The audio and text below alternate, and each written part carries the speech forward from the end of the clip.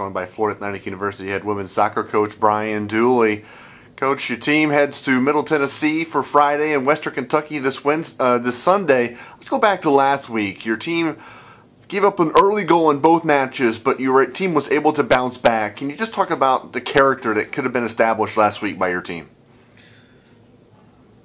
It's been a little bit of a problem for us, giving up that early goal, and we've tried to shake up the warm-up a little bit. We tried to focus, and just one mistake or one scenario seems to find its way through.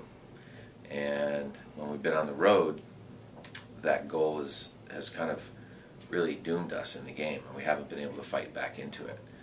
So I think that experience in itself allowed us to stay a little bit more calm this past weekend and actually respond with a good performance. After we've given each goal up, I'd have to say that I felt we were the dominant team from that point forward, and fought our way back into the games and never gave up. Started to meet the physical challenge of the game, and then to get away with the overtime win on Sunday against a good solid Troy team, and nearly pull off the upset on Friday. I thought we had some good chances in the end of regulation that might have pulled that game out too.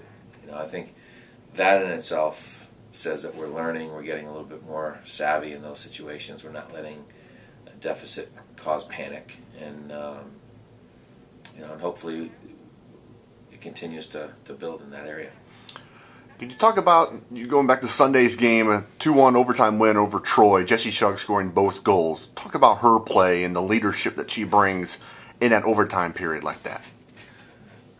Jessie's an interesting kid because she's only the second sophomore captain that we've ever had, and the first being Rhonda Jones, who's one of in the Hall of Fame for women's soccer here at FAU, and our soon-to-be assistant coach when we get her here.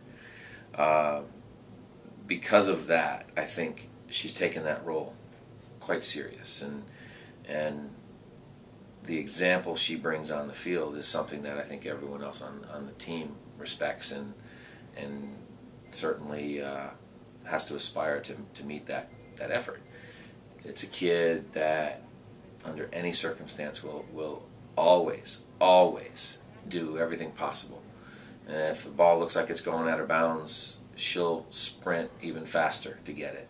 If a ball is served in an area where the goalkeeper is going to dominate, she's going to throw her body and go get it. And she's going to make every effort possible.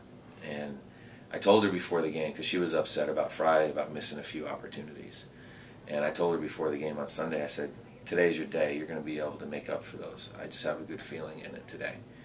And sure enough, she got on the end of two important crosses, one from Allie Griffin, who made a great end-line run.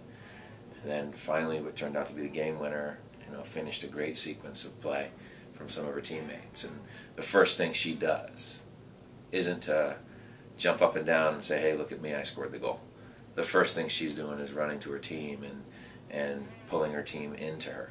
And that's what a leader does. Looking at this weekend's matches on the road, Middle Tennessee State, the host of this year's conference championship, a team that you know quite well with 2 encounters last year, splitting both those meetings, and then Western Kentucky. Can you just talk about what both those opponents bring this weekend? The next 4 games we play in conference are traditionally for the top 5 teams in the conference, and these are the games that are going to determine where we fall in the conference seedings. We had a weak showing the first weekend on the road against Arkansas teams, and bounced back last week with a couple of good results. Now we're into the games that are going to determine whether we get a favorable seed in the tournament.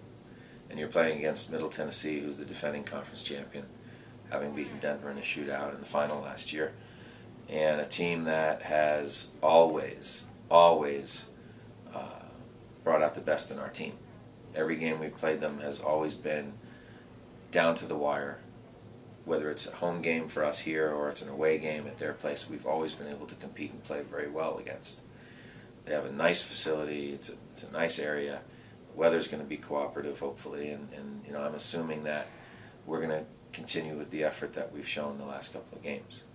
And then Western Kentucky has always, again, been one of those teams that it's come down to a one goal most of the time. Last time we played them at their place, I think they might have beaten us 3 or 4-0. We had a meltdown, a nightmare. We had injuries. It was like one of those trips that you just want to hope it was just a nightmare, and then you wake up and you haven't played the game yet. But they're finding their stride. They've played the Denver and North Texas swing, and then this past weekend they got 2 big wins against the Arkansas schools. So, we have a chance to redeem ourselves. We have a chance to kind of climb up those standings and put ourselves in a good position for the conference tournament. It's there. It's sitting for us, and I'm sure that Middle Tennessee and Western Kentucky, they're looking at the same opportunity with playing us in FIU this weekend, a chance to separate from the pack. All right, head coach Brian Dooley as the team goes on the road Friday night at Middle Tennessee State and Sunday afternoon at Western Kentucky. Best of luck, Coach. Thank you.